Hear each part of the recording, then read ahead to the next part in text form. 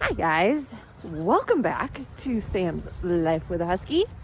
Today is January 18th and we are on our afternoon walk. We'll do the weather forecast really quick. It is overcast, as you can see, and it's currently about 39 degrees Fahrenheit. But I tell you, it does not feel like 39 degrees Fahrenheit. I'm cold. It's a little breezy, so if you guys hear some wind noise, that's why. I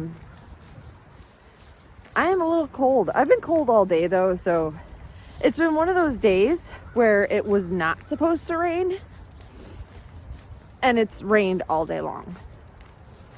Like, not a heavy rain, but that nice light sprinkle to annoying mist that just never goes away. And on top of the breeze.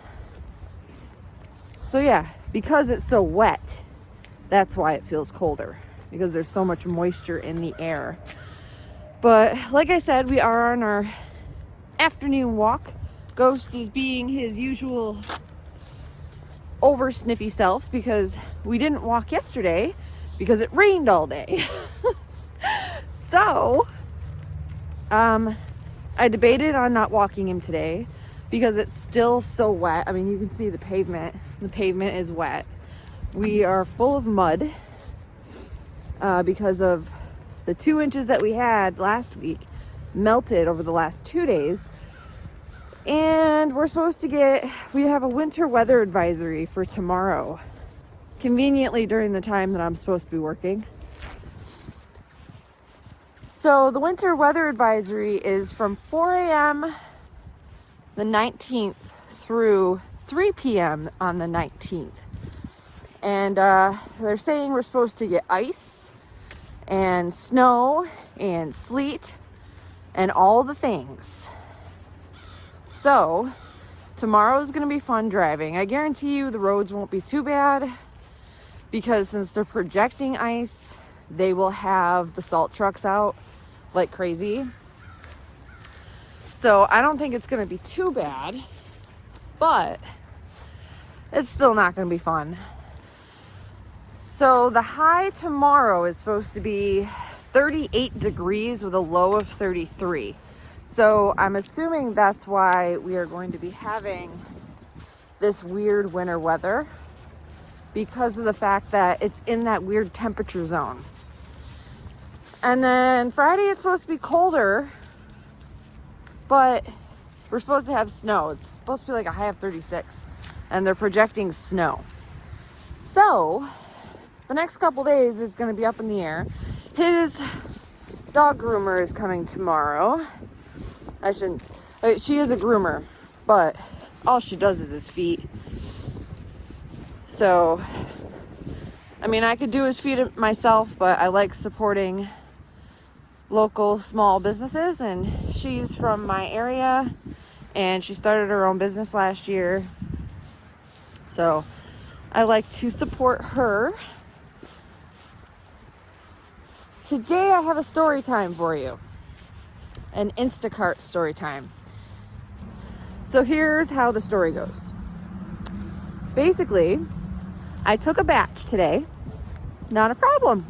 It was a $39 batch for 3 customers, 3 orders for 5 miles.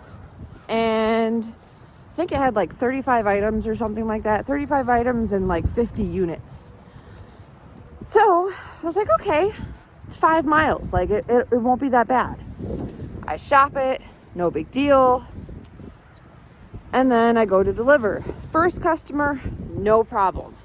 Delivered without a hitch. And then we get to the second customer. She put in an address that doesn't even exist. Like, it took me to an auto shop. And as I just tripped over a stick because their pile is sticking out into the road. Anyways, as I arrive at that address, she messaged me and says, "This is my address. Is this what you have?" And I was about to message her and say, no, that's not the address I have. The address I have is so-and-so. She goes, oh no, I'm over by the zoo. You need to come over here. That's where my address is. I was like, ma'am, I can't deliver to any other address besides the one listed in the app. I'm going to have to contact support. And she goes, okay, no problem. I'm going to do the same. Great. No big deal.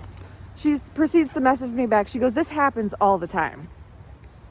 It doesn't happen all the time. You put the address in wrong. Anyways, this is the first time this has ever happened to me, and I've been doing this on and off for the past 4 years. So that tells you how much. I'm almost up to 2,000 deliveries. Almost 2,000 deliveries, and it's only happened to me once. It doesn't happen a lot. You did something wrong. Anyways, so I contact support, and they go, okay, not a problem. Are you still willing to deliver the groceries? I'm like, man, yeah, I mean, I guess I will. It's a 16-mile difference. Are you going to give me an extra boost, meaning more money, to drive an extra 16 miles? That's almost a gallon of gas for me. Oh yeah, just call us back when you're done with the delivery and we'll give you a boost. No problem. I hang up with them, and then another support agent calls me because the customer called them, and she goes, just to let you know, we've updated the address. Are you on your way? I was like, yes, I'm on my way. Thank you. She goes, be sure to reach back out to us so you can get a boost for the extra mileage. I go, great. So that's 2 Instacart agents that told me I would get a boost. Great. Okay. I drive 20 minutes. It took me 20 minutes to get there. I had to switch positions. My arm was sore. Anyways, I deliver the groceries. Not a problem. I still have one customer's order in my car because remember, this was a triple order batch. So on my way to the third customer, because it's going back the way I came, I called Instacart, and they're like, oh no, you have to complete the batch completely in order for us to give you your boost. They're like, how long until you get to your next drop off? I'm like, 20 minutes. They're like, why so long? I'm like, because this person lived 20 minutes from her original address. They're like, okay, we will call you back in 20 minutes. Okay, not a problem. So I drive, deliver the order. I wait 5 minutes. No phone call, which I wasn't expecting. You know, it's not expecting at all. And keep in mind, I gave all of these people 5-star ratings. All of these customer support agents, 5-star ratings, because they told me what I wanted to hear. So after waiting 5 minutes, I pull over and I go and chat with an agent, because when you're not in an active batch, you cannot physically call a support agent. You can only text via chat. So I talked to this person, and he looked into it, and really nice guy. He investigated the batch and saw the mileage, and he goes, okay, not a problem. I will increase your order. I will give you a boost because of the unexpected additional mileage. Thank you so much, right? Great. So I get off the chat with him, gave him 5 stars because he was super friendly and great. And I, within a couple minutes, get another batch. So I finished that batch, and an hour later, look at my earnings, and the boost is gone. Instacart took the boost back. So I had to spend another 20 minutes on chat with a Instacart chat agent, support agent, to get my boost back. They took my boost away. Like, it came out to a total of an additional 23 miles that I drove.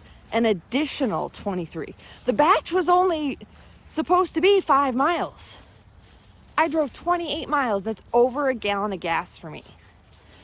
So, you know, I got back on chat, and this chat agent got confused, and she thought it was a peak boost, meaning that it was busy and I'd get additional pay. So It took a little extra time to make her understand. And I told her, I was like, look, go back and look through this agent's, look through my account to find the last chat that I did with an agent. His name was so-and-so. And you will see what the situation is. She goes, okay, not a problem. Because they save all their chats for 2 weeks. A week to 2 weeks, to my knowledge. Because they save all the customer chats too in case there's fraud. So, I knew they had it. Finally, she goes, okay, I see what happened. I don't understand why it was taken away from you, but I will add it back again. So, she got a 5-star rating. I thanked her profusely, and then I proceeded to tell her that I will be keeping an eye on my pay for the rest of the week to make sure that it doesn't disappear again. This makes me wonder how many other times this has happened to Instacart shoppers. So, all in all, I got my boost payback, but my thing is, like, I don't ask for boosts. I don't do that. I don't normally do that because I've heard of Instacart shoppers being deactivated for asking for increases. Money that we are owed because Instacart inaccurately calculated their earnings. And so I just normally don't ask for boosts. But this time, it's on record.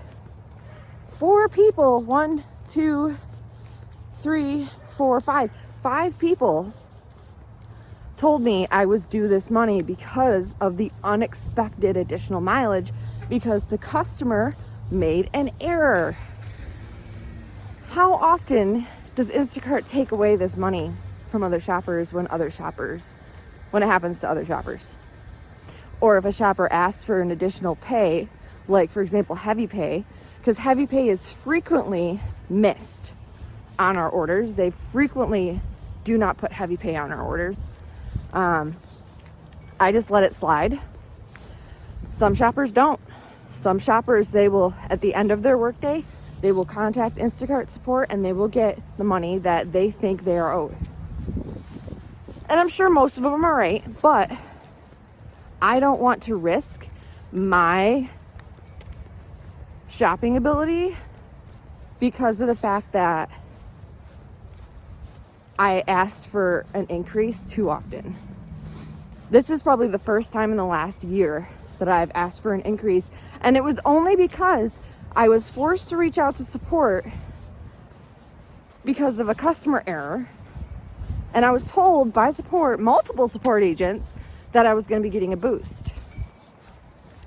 I normally don't talk to Instacart support at all because I've heard of horror stories of people being deactivated by an upset agent, an agent who's having a bad day. All they have to do is click one button and they deactivate us and we can't get reactivated. Oh, it's scary. So yeah, it was a stressful day. This was definitely an Instacart story time.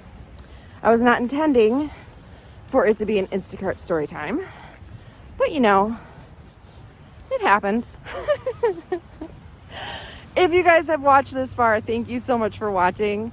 Go ahead and hit that subscribe button, like this video, and share it with your friends so that way we can grow the friend family. We will see you guys. Hold on. I gotta fix the mitten. We will see you guys in that next video. Bye! Ghost is pulling on my arm.